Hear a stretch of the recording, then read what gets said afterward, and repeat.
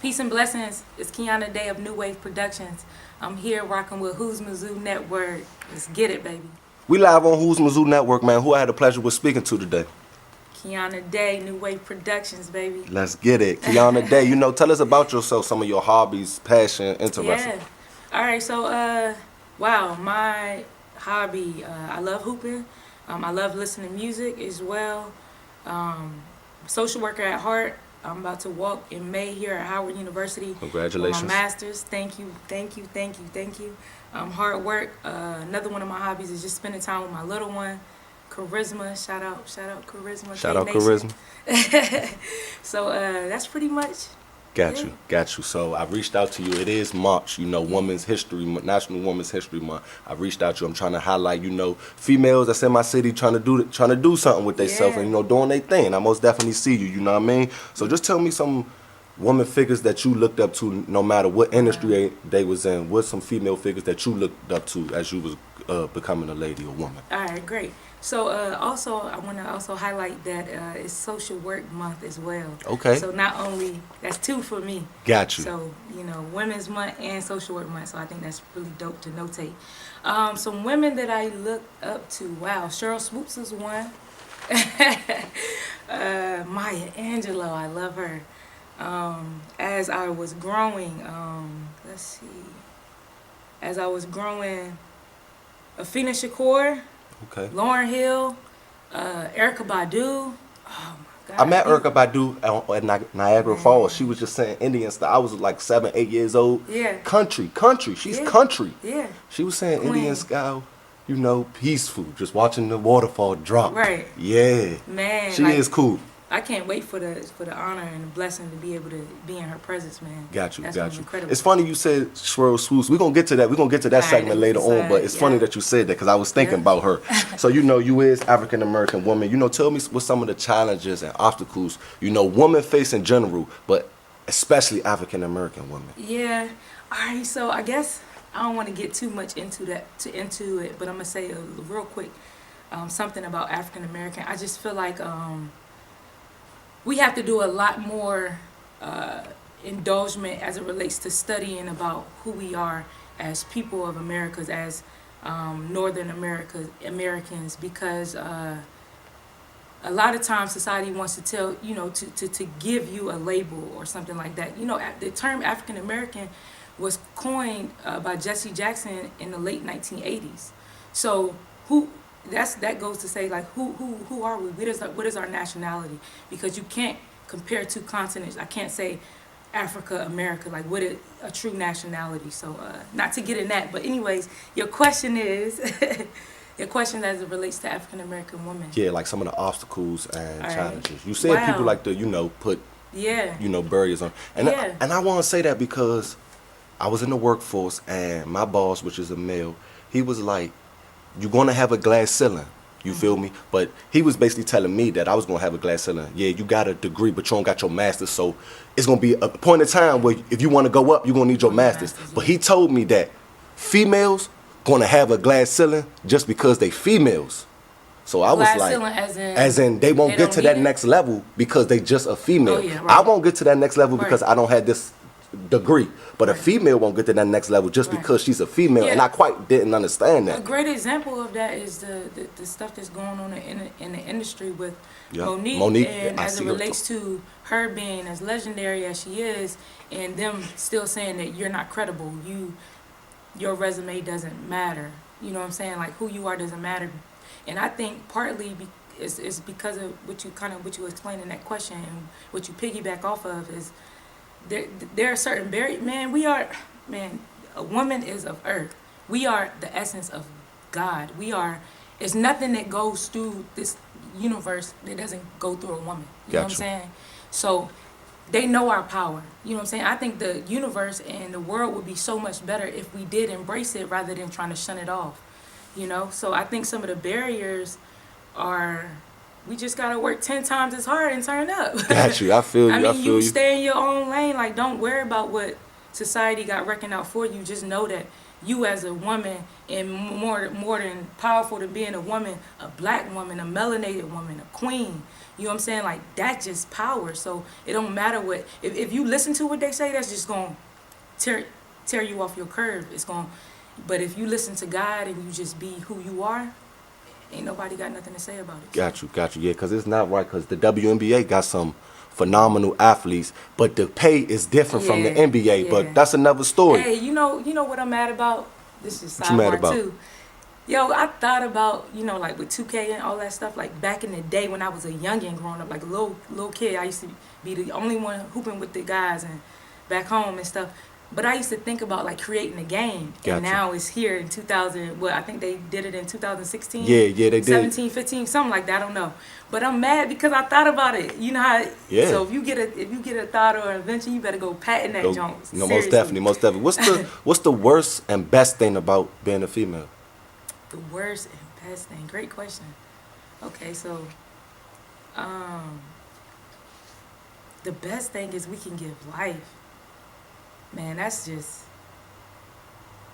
amazing. You know what I mean? Like, to be able to. Yeah. It's like a gift from God, because it's like you're really acting out exactly what, like, God created all of us, right? Yeah. We're creating as well. You know what I'm saying? So that's pretty amazing. You said what's a something. Yeah. If you don't have one, that's cool. Yeah, I don't got one. I think it's sweet. Yeah. Got you. We at Howard University right now. You know, you graduated from St. Aug's. You know, so just speak about your college experience and the vital importance of education. Yeah, man. Especially coming from somewhere where I grew up at, it's like education was my ticket. Like, education, hooping was my ticket. But if I didn't have education, how could I have hooping? Vice versa. I feel and that's the same way. Exactly. And that's what I tell my little one all the time. Like, I didn't even get her into sports before the academic side came into it. Like, now she's 12 now. I'm just now like, all right, Riz, let's get it, babe. Even though, like, the typical person, like, oh, they need sports, they need this and that, but you can teach. I'm an athlete, so I could teach those things that she needs to know as it relates to sports. I mean, she gets that off the break. Got you. But I got another question pertaining to like what you just said though. Yeah. But go ahead. No, go ahead and ask us, and then I'll get started on. How did sports or basketball develop you into the person that you are today? How did the game of basketball, or if that's a specific sport, or sports in general, or the game of basketball, develop you into the person that you are today? Man, the discipline of it, the discipline of basketball, the discipline of, wow, basketball reminded me a lot of spirituality. I mean, for the most part, like, as it relates to the discipline of it. You know what I'm saying? Like, basketball really gave me my professionalism. Gotcha. Like, basketball taught you how to be professional before you even knew what professional was. Like, tucking your shirt. Yeah, they'd be like, "What? You walk in a restaurant, you literally have to present yourself in a way that is becoming." So I think with basketball gave me everything, a lot of values and morals, and just how to work together as a team. Because in life, outside of being a kid, when you go out into that real world, it's like, you got to learn how to work with people. Even if you don't like that coworker, you got to be able to maneuver and finesse your way into a place to where you're likable. You're able to function in a professional manner to be able to, you know what I'm saying, get the job done. Take care of your family. To go back on your initial question. The education to go back on the education question, or where basketball took me. Wow. So I started out right after. Well, okay. So. All right, so I went to this really good high school in Fayetteville, North Carolina called Jack Britt. So you're from North Carolina? Yeah, Fayetteville. Got you. J. Cole hometown. Vietnam. Yeah. So so I went to this really good high school called Jack Britt, but we grew up in. We was like the line where they wanted to cut off and send us to a not so good high school. Got you. But the way everything was set up, like, our neighborhood went to that school, so we was like the hood kids in the school type stuff. So it was real cool. When I went there for 3 years, but I ended up not passing 2 classes my junior year. So I ended up having to transfer to this private school. And the private school I transferred to was called Trinity Christian, and we was the first team to win the state championship, to go undefeated, and also our girls, we won 2008 championship, and John Wall, which is in the same conference as us, he played for Word of God. Got you. So they ended up winning the championship that same year. So if we was like the two rival teams, we murdered they girls. Got you. But so that was like my high school career. That's what's up, because you're in the history books in that school forever. Yeah, no question, no question. They got a ring. I should have worn my. I don't know why I didn't wear my ring today. I'm tripping. So state championship ring. But anyways, so then after that, went to Kaskaskia College, JUCO. Shout out JUCO. Yeah. You went JUCO too. Yeah. So that was in Centralia, Illinois, Kaskaskia College. I went there my freshman year. We went to the Final Four. Kansas City. I think it was Kansas City. We went to the Final Four. We was fourth in the nation. We went undefeated not undefeated. Yeah, we went undefeated in the conference and undefeated regionals. And we won the championship, the regional championship, and then we went to the Final Four, ended up losing the game right before or whatever. Dang. So we could have went to the championship, but we ended up losing. But that was an incredible experience my freshman year. Sophomore year, came back, I think like my highest scoring game was probably like 38, maybe Gotcha. 40. I almost hit 40, but I didn't hit it JUCO. Gotcha. But that was pretty cool. I ended up getting recruited by the University of Hawaii, full scholarship, went out there. That was real slight how I even got recruited. Like they came to a scrimmage game at the beginning of the year, and I was cooking. I don't know. It was like, let's get her. So went out on a visit, signed there, went there, and then went to I was there for probably about 8 months, and then I ended up transferring to St. Aug because my daughter was in Fayetteville at the time. She was with me in Illinois, but she wasn't with me in Hawaii. Gotcha. And I ended up transferring to St. Aug because it was in Raleigh and it was an hour away from Fayetteville. So that was pretty cool. Went there, turned up there. I didn't get to play. I was mad because I didn't get a chance to play against Shaw. Okay. But it was cool. Shaw girls good, ain't they? Shaw yeah, girls. They won the championship while I was there Okay. twice, I think. I was pissed because I'm transferring from a D1. Like that's the ready. team I want to play. I'm trying to, cause I knew a girl that was on the team, Sequoia. I forget her last name. She was real. We played against each other, JUCO. And matter of fact, when we went fourth in the nation, she ended up. I think they was the team that beat us. Got you. So I wanted to play against her because she went to Shaw. Got you. But didn't get to play against them, so that was cool. And I came out here for grad school. Had the opportunity to go overseas, but I ended up coming to grad school. Continue your education. Masters. Got you. Most definitely. I most definitely respect it. So you say you're not from DC. You here in DC. How you like DC, and what's some characteristics you give DC? Yeah. So although I'm not from here, my blood is here. Like Got you. My mom, grandfather, grandmother, both sides was born and raised here, and because of the military, my generation was the first generation to be born in Fayetteville, North Carolina. Got you. So characteristics I love about the city. Oh my God, the culture. You feel me? Like it's like all us here. You feel me? Like They trying to come. Man, take it back, but gentrification it's us. is ugly. It's a beast. It's everywhere though. So it's everywhere. So nothing, you just gotta nothing respect that it. I ain't seen before. I've been characteristics. The go-go life. I love that we are so ethnic here. Like as it relates to so many people having locks, so many people embracing the culture, embracing their blackness. That's what I love about DC. I love that everybody here is so educated. Everybody eager to grind. To get it, to go to that next level or that next dimension in their journey, in their spiritual journey. I love that as well. I guess that's it. Got you. You know, you told me you had a youth program. You know what I mean? Yeah. Speak about your youth program. You know, the whole mission, how long it's been established, and what inspired you. You know, what inspired you to come up with that? So New Wave, a part of New Wave is really giving back to the youth element of it, and really. I guess I birthed New Wave with the intention to shift the culture of you feeling like they can't, you feeling like what somebody got written out for their life, or what's on, what somebody in the neighborhood said they can't be, or what a teacher said they can't be. I birthed New Wave with the idea to say, on a digital canvas, you can recreate who you are. You could say, hey, I am somebody. I am someone that's going to be who I destined I can be through God. You know what I mean? So I feel like with New Wave, I want to shine light on young artists. I want to be able to go inside a school and motivate those youth by teaching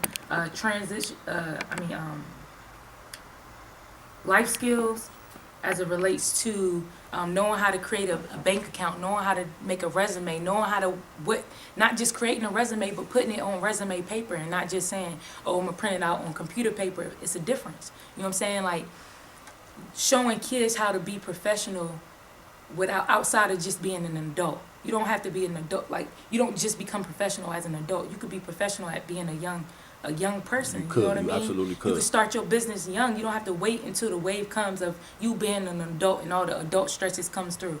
You know what I mean? You could be young and create all those vivid ideas that you got circulating in your mind and feel like, you know what I'm saying, what you want to accomplish. So with New Wave, I started this campaign. It's called People or Society Told Me I Couldn't. Watch me create a new wave. I've been tuned into that campaign too. Yeah, no question. So with that, New Wave stands for New Understanding with a Vision. It also, it's like it has two meanings. So New Understanding with the Vision and New Understanding Wisdom and Vision. And New Wave is spelled N-U-W-A-V. Gotcha. So that was all spiritual, like asking God, like, hey, I have this company, I already have this idea, but I need a name and I need to be, you know, when I was talking to you earlier about every decision you make, long as God is in the mix, you good. Like that's just how energy works. So I feel like with my company and with the things that I want to do as it relates to raising up the village is really pushing that energy behind it with everything falls off of spirituality. So yeah. Got you. How do you get the youth to gravitate towards you and, you know, like respect it? Yeah. I mean, I think probably me just being so cool, calm, fly, swaggy. Yep. You know that's all it is. Like, yeah. That's all it is. Just be yourself. Just be yourself. Exactly. Like the kids gonna. I've most definitely. When kids, I mean, and that's what. So I'm majoring here at Howard in social work, but my concentration is child and families. Gotcha. So like, in order to help the family, you have to. I mean, in order to help the child, you have to indulge in the family. You have to touch on that family dynamic. So. With that being said, I feel like with raising up the village, you really have to have an influence. And if your influence is, whether that's be, you know what I'm saying, you fly, you can build rapport very quickly, very well. That's going, you know what I'm saying, that's going to be the forefront of your work. All your work is done pretty much. Once they buy into that process at the beginning, just like hooping, if you buy into your coach, how good your team going to be? Yeah. If your coach gets you to buy in, everybody, that five, that starting lineup plus the bench, plus everybody. It's dangerous. It's contagious and it's dangerous. It's ugly. You know what I'm saying? So. Got you. You saying culture a lot. You know, you're using the word culture a lot. So, what's what you least and most like about our culture, your culture? What's the good and what's the bad? I guess. Not understanding the group economics behind how important it is with building with our own people, because it's about people think so micro minded, and it's really about the macro process. Like you ever, you know, when you're young and you putting the puzzles together, and you got the first couple of puzzles together, and then some people don't see like that finish line, don't see like, oh, this whole thing is about to be completed. So as it relates to group economics, like we gotta build it. All of us gotta build together, because we never gonna be as a unit. We're not gonna go anywhere until we are able and comfortable enough to build with each other and not have that hate mentality, like crab in the barrel, Willie Lynch syndrome. You know what I'm saying? Like post-traumatic stress syndrome. You know that it's contagious. So I think that's something that's a dislike. And you said something I like about culture. Yep. I love the people that's still in the fight. Like they still understand. They're still carrying that torch. They understand the fight. They understand that we as a black people, we can't just get caught up in socializing and integrating with so many other races to where we're forgetting about our people. We got people homeless. We got kids that's dealing with domestic violence in the household, that's dealing with sexual abuse, that's dealing with all these other type of factors that we sometimes forget about. You know what I'm saying? And we have to be the ones that raise up our village, because you think another culture is going to care about us? Nope. And some of them do, which they do. Some of them do, but at the same time, it's our duty. So, yeah. We are the ones that God put here on this earth to civilize the universe, to make sure everything was in place. And I think sometimes we forget that journey. But I do love the passion behind the ones that are still carrying the torch. Got you. I most definitely respect that. You work with the youth.